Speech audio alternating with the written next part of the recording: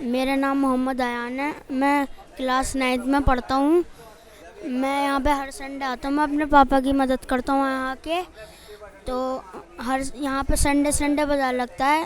تو یہاں پہ انگلش کی بک بہت زیادہ ملتی ہیں. ہندی کی ڈیمانڈ بہت کم ہے. یہاں پہ بازار ہر سنڈے لگتا ہے جی. تو بس اتنا. میں کلاس 9 میں پڑھتا ہوں اور میرا سبجیکٹ میتھس ہے. اور کلاس 9 میں جاتا ہوں میں. اور بس میری بک شاپ کا نام منصوری اولڈ بک ڈپو ہے. یہ بک شاپ اوکھلا میں ہے, منصوری اولڈ بک ڈپو سے نام سے. جی